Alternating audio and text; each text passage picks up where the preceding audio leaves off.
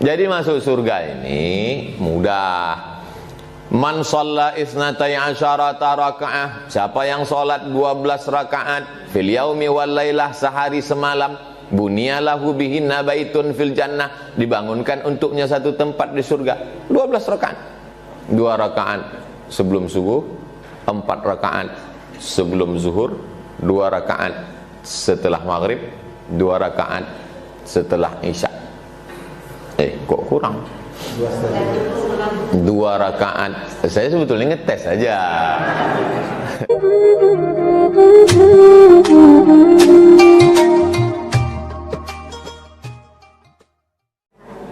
Maka kalau mau setiap acara itu dicatat, maka diawali dengan alhamdulillah. Makanya apapun yang dapat, alhamdulillah.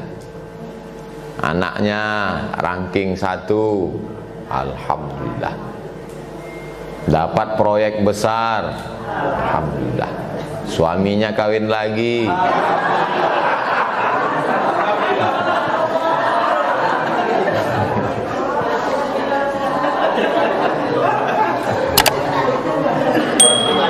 itu sekedar supaya ibu-ibu selalu waspada, karena ceramah saya ini banyak jebakan Batman-nya.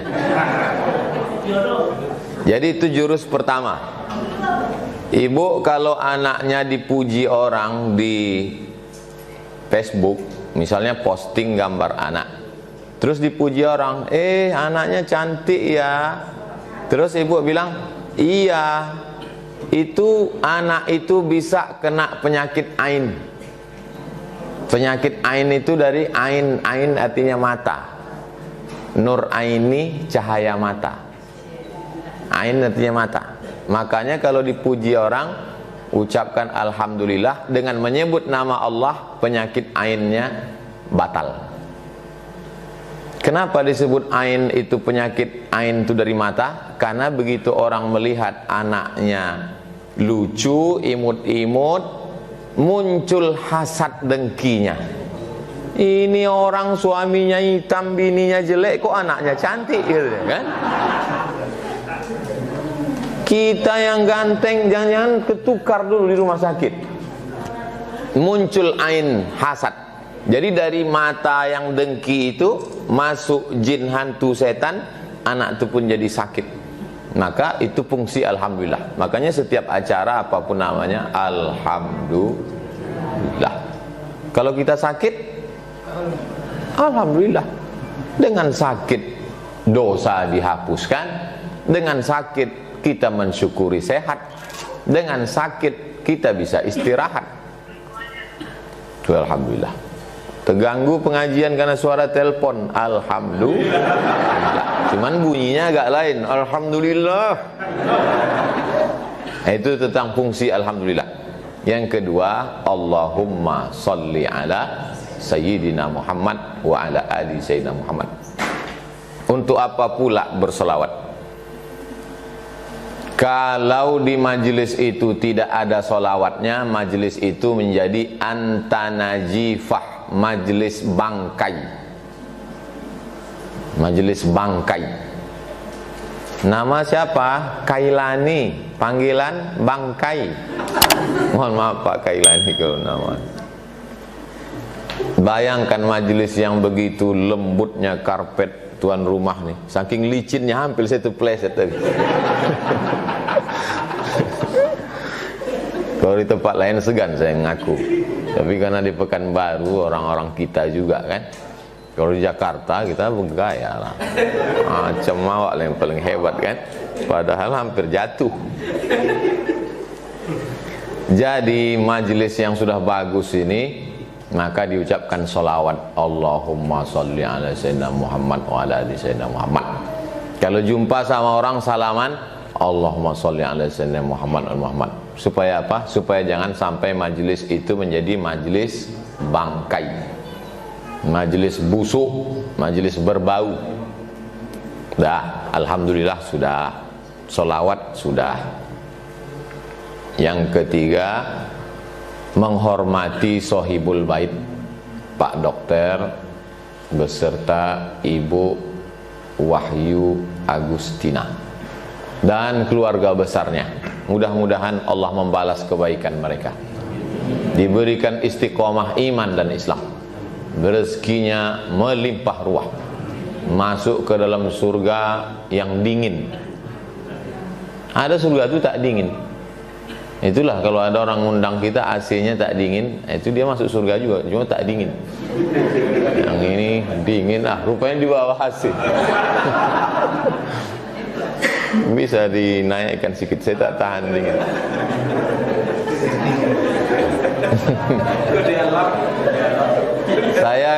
Saya kalau acara diundang orang di hotel-hotel itu, saya matikan AC. Saya tak tahan. Lama saya tanya, kenapa saya tak tahan AC? Banyak mereka ngasih alasan. Mungkin karena Ustadz nggak terbiasa. Cuman bahasa mereka itu lembut, padahal dalam hatinya Ustadz orang kampung. Alasan yang logis. Ada satu orang ngasih alasan yang logis. Kenapa saya tak tahan AC? Kata dia, Ustadz, kulitnya tipis. Kurus maksudnya. Jadi angin itu langsung ke tulang. Laisa minna man lam yahram shaghirana wa lam ya'rif syarafa kabirina.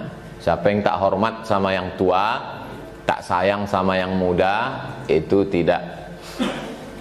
bukan umat Muhammad sallallahu alaihi wasallam. Itu maka tadi saya sebutkan Sahibul Bait kita hormati. Adik-adik saya yang muda-muda nih saya sayangi. Dah, alhamdulillah sudah salawat, sudah menghormati Sahibul Bait, sudah.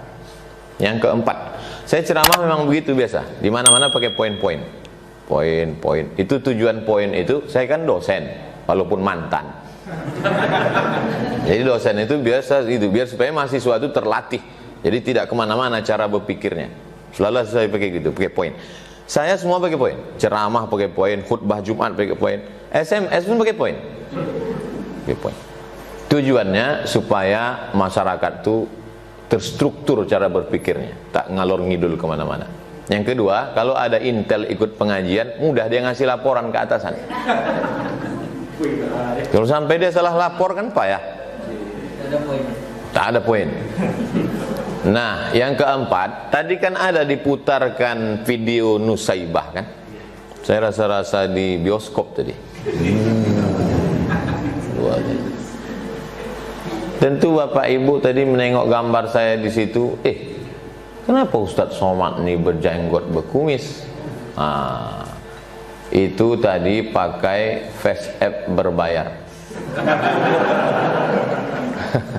Ada face app itu berbayar. Habis 14 hari hilang sendiri dia. Saya mau menunjukkan ke orang-orang yang mengejek saya selama ini. Kata dia, masa Ustadz Somad mukanya macam pantat bayi? Maksud dia tak berbulu. Saya tunjukkan betul. Kalau mau ku panjangkan jenggotku, kalah jenggot kau. Jenggot kau cuma 3 helai, itu kau jaga-jaga. Panjangkan, kalah dia. Kalau saya panjangkan jenggot saya ini, apalah kelebihan dia lagi, Cok? Kalau saya panjangkan jenggot saya ini, apalah kelebihan dia lagi? Titel Profesor Dr.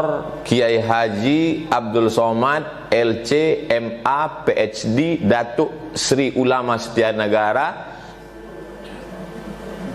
Kai Jaga Mangku Dilaga. Belum buat kartu nama. Saya sampai sekarang belum punya kartu nama. Kalau sempatlah mau saya membuat kartu nama sepanjang amplop. Apa kelebihan lagi? Desertasi, tesis saya 300 halaman. Judulnya Rijalul Muwatta wa Sahihain alladzina dha'afahum an-Nasa'i fi kitab ad-du'afa wal matrukin jam'an wa dirasatan. Saya kalau bahasa Arab tuh macam kumur-kumur aja. Desertasi saya 637 halaman. Judulnya Asy-Syaikh Hasyim Asy'ari wa juhuduhu fi nasri sunnah di Indonesia. Ijazah saya 3-3-nya luar negeri. S1 Al-Azhar, S2 Maroko, S3 Sudan. Titel panjang, disertasi tebal, sarjana luar negeri. Tiba-tiba aku panjangkan lagi jenggot. Apalah yang tersisa untuk kalian? Sangkanya wak ecek-ecek.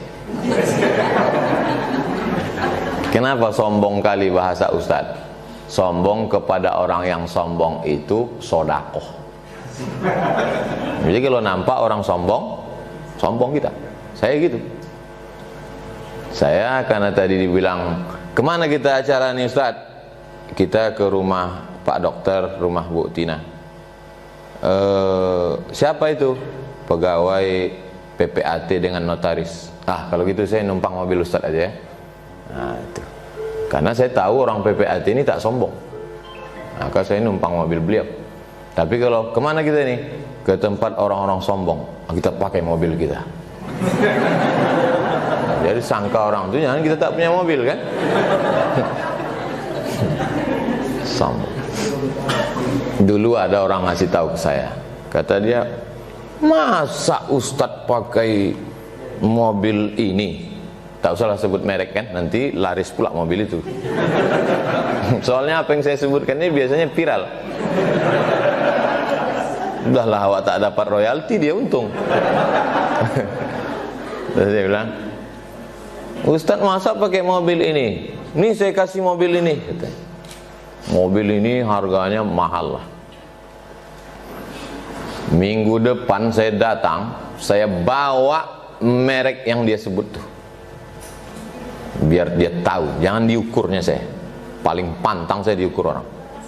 Ditengoknya, Ustadz udah punya katanya. Sudah saya bilang. Padahal habis duit untuk beli itu. Tak boleh saya diukur orang. Pantang sama saya diukur orang. Nah jadi saya setelah melanglang buana ini entah kemana-mana, semua udah saya rasakan. Kalau masalah kendaraan, dari mulai dijemput orang naik sampan, naik sampan pakai penutup pisang, daun pisang. Berceramah di kami di suku Akit, dijemput naik ojek, sampai naik mobil Alphard, platnya nama saya, 1 UAS, sampai naik pesawat pribadi, semua udah saya rasakan. Jadi akhirnya menengok kendaraan tuh udah anyep aja, udah tak ada rasanya. Menghadapi jamaah pun begitu. Dari mulai jamaah yang mencium kaki saya tarik dia ke atas, sampai jamaah yang tak peduli. Begitu datang, pegangnya bahu saya. Foto ya, kata.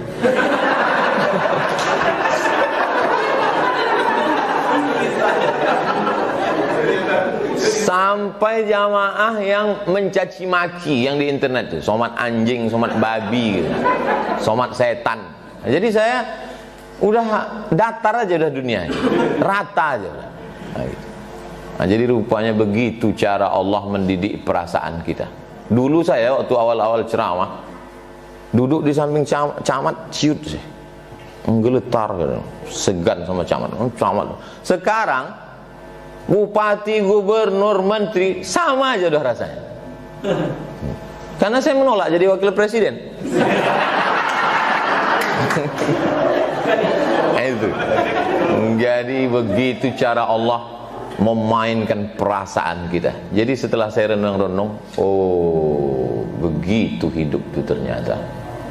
Begitu rupanya perasaan itu ternyata. Sama yang dulu sama sekarang sama aja. Apa bedanya? Rasa kita itu sudah tak sesuai judul ceramah Ustaz sama judul. Kita belum masuk lagi. Ini baru pengantarnya aja. Tadi pembawa acara itu Ustadz Khairuddin. Khair artinya baik, din agama. Orang yang paling baik agamanya di Riau ini dialah Khairuddin.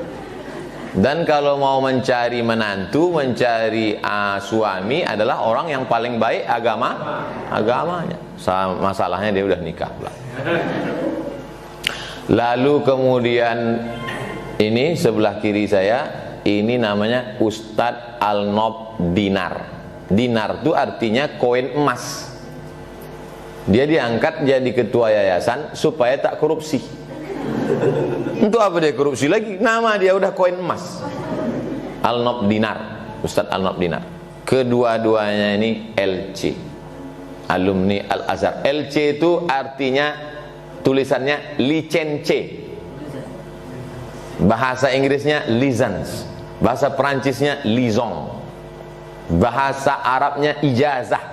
Ini orang sudah dapat ijazah untuk mengajarkan agama Islam. Ijazahnya level internasional, Al-Azhar University. Wah, itu yang tanggung. Bapak kalau istrinya mau melahirkan, mau menyerahkan istri ke bidan tak berijazah, mana mau, matilah bini itu. Diserahkan ke bidan berijazah, itu maka dikasih LC. Ini banyak jamaah sekarang tak tahu LC apa. Ustaz tuh lucu-lucu. Ustaz Somad tuh LC apa artinya? Lulusan Kairo. Ngada-ngada jamaah. Dah habis, saking banyaknya tak ingat lagi saya poin keberapa. Sekarang baru kita masuk judul, beratnya jalan menuju surga. Itulah maka jamaah itu tak datang.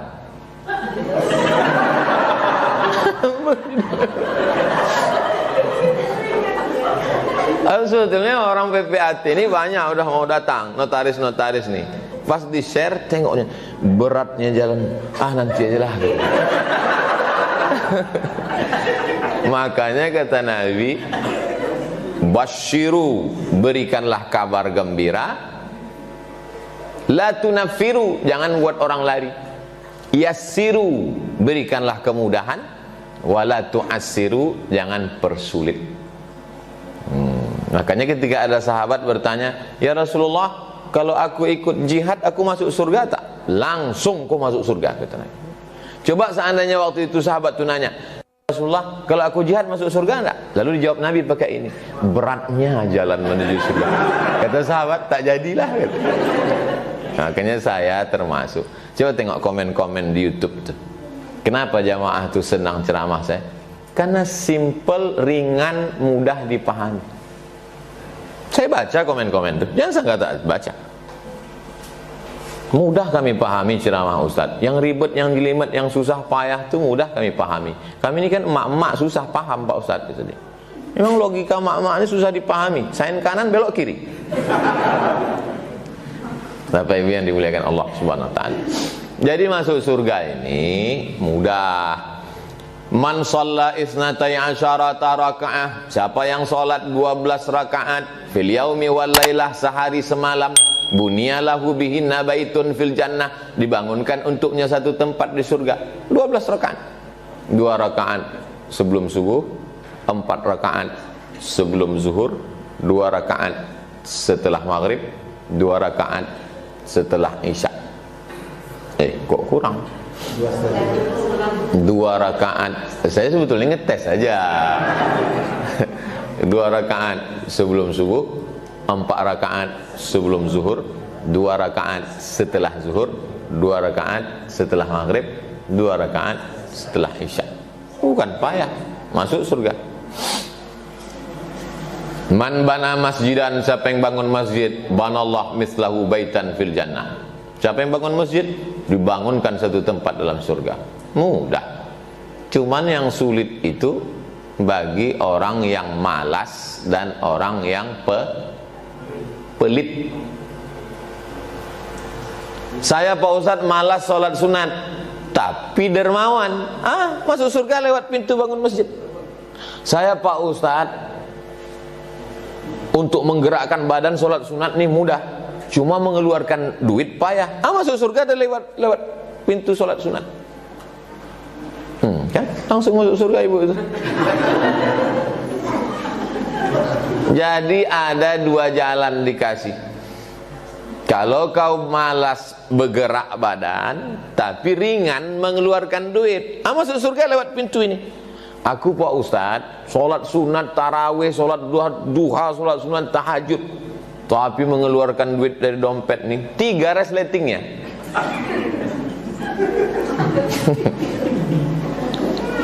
Jadi sebetulnya ini adalah pilihan.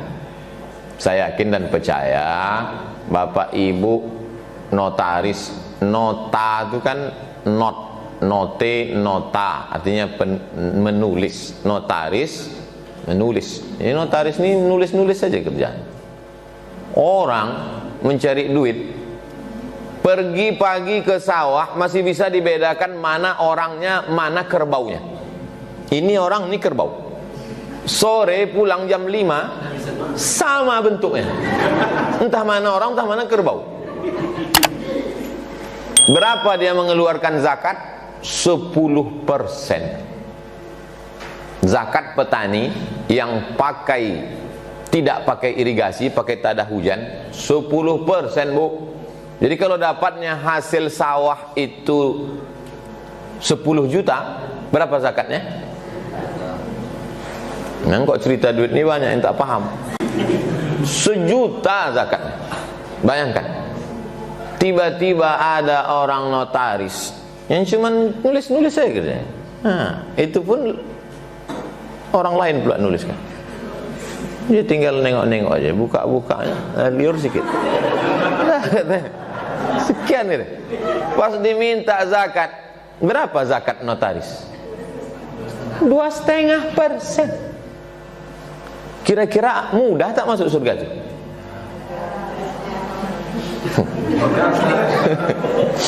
Bisa pula orang bertanam padi di sawah, kepala jadi kaki, kaki jadi kepala, tunggang langgang, lintang pukang, bertungkus lumus, pergi pagi pulang petang, peras keringat, banting tulang, 10% zakatnya. Bayangkan itu. Tiba-tiba akte notaris. Makanya untung petani itu tak pandai ceramah. Kalau pandai dia ceramah, berceramah dia, judulnya betapa tak adilnya Tuhan. Jadi ada orang di Pekanbaru nih. Ada orang di Pekanbaru ini jumpa saya dulu. Saya tanya, Pak, zakat Bapak berapa? Zakat saya Ustadz Abdul Somad 1 bulan 300 juta kata. Terus saya tengok, gimana cara Bapak ngitungnya? Gini. Oh, salah ini, saya bilang. Dibayarnya zakat 10%. Ini hitungannya tak betul. Kenapa Bapak bayar zakat 10%? Bapak bayar zakat 2,5%. Itulah jawaban dia ceramah saya tadi. Jadi ceramah saya ini pun saya copy paste dari dia itu. Kata dia, masa petani yang di sawah zakatnya 10%, saya di ruang ber-AC kok cuman 2,5%. Maka saya malu masuk surga nanti ketemu dengan petani itu, Pak Ustaz. Maka saya bayar 10%, kata dia. Saya mesti macam petani itu. Cuman masalahnya orang begini tak banyak. Selama saya ceramah 12 tahun di Pekanbaru, dia itu sendirilah.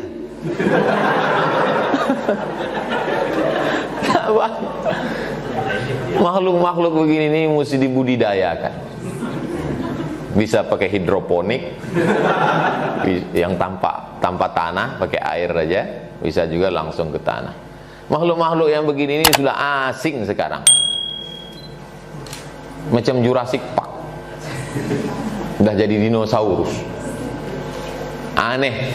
Oleh sebab itu saya bangga. Tadi ungkapan kata sambutan dari Ibu Tina, ada seperti kalau saya menangkap ya, mungkin Bapak Ibu lain cara menangkap. Yang saya tangkap, beliau seolah-olah ingin mengatakan ke saya, mohon maaf jamaahnya enggak banyak. Ibu ada menangkap gitu tadi? Ya. Ada. Nah, salah. Ustadz, sebenarnya ini banyak undangan, cuman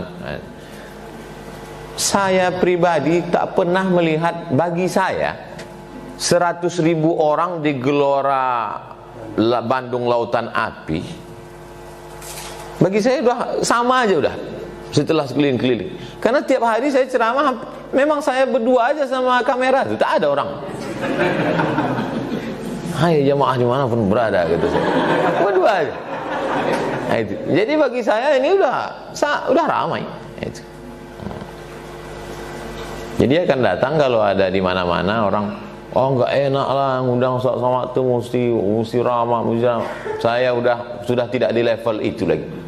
Berapapun orang, bagi saya sisa hidup saya ini saya anggap ini bonus dari Allah SWT. Tadi malam saya menjenguk kawan saya satu kelas di IAIN Susko. Tahu Bapak Ibu IAIN Susko? Sekarang sudah berubah menjadi UIN Suska. Dulu namanya IAIN Susko. Saya kuliah di sana 96 sebelum ke Mesir. Sekelas dengan saya. Meninggal dia tadi malam. Lama saya menung, kenapa tak aku yang mati? Sampai tadi malam mau tidur begitu terngiang di pikiran saya. Kenapa tak aku yang mati? Dia anaknya 3, bininya 1. Aku anakku 1, bini tak ada.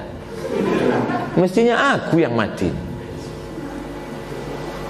Lama saya. 2 hari yang lalu orang Palembang sama-sama saya ke Mesir. Habis ceramah, dipijitnya kepalanya pakai minyak kayu putih, muntah-muntah, meninggal. Jadi 2 hari ini pukulan bertubi-tubi. Pukulan kiri alumni Mesir, pukulan kanan kawan sama-sama IAIN, mati. Kenapa bukan aku yang mati? Berarti masih ada lagi tugas. Saya menduga kenapa tak saya yang mati itu karena tabung wakaf umat ini belum selesai. Dugaan saya, kalau siap tabung wakaf ini gul juga saya. Nah, jadi saya menganggap hidup saya ini masih bergantung ke tabung wakaf. Karena saya sudah janji. Saya janji ke tabung wakaf, kita akan masuk ke semua kantor-kantor di Pekanbaru nih. Mengemis kita. Sama kita sekarang ini enggak. Kita minta, kita datang. Apa mau mereka kita datang. Yang penting berdiri tabung wakaf umat nih. Habis itu berdiri masjid, berdiri pesantren, berdiri SD IT, SMP IT, SMA IT, SD tahfiz, SMP tahfiz, SMA tahfiz, sekolah anak yatim fakir tak mampu. Habis itu mau mati-matilah. Dan kita udah tanda tangan situ. Saya yang bertanda tangan di bawah ini Abdul Somad. Ini tidak hak milik, tak ada kait mengait dengan anak cucu saya. Ini lillahi ta'ala akan kita balikkan kepada umat. Selesai. Kalau cerita masalah masuk surga, mudah. Salat sunat 12 rakaat sehari, masuk. Bangun masjid, masuk. Cuman kita tak mau masuk surga sendirian. Kita mau ada juga lah orang PPAT ini mewakili agak 2-3 orang masuk jadi. Tak usah semua. Kan tak enak. Masa nonton bola sendirian? Nonton bola Real Madrid Barcelona sendirian. Masuk gol, nak gol kau gol lah. Tapi kalau nobar, nonton bareng, gol. Makanya enaknya masuk surga itu ramai-ramai. Jangan lupa subscribe, like, and share.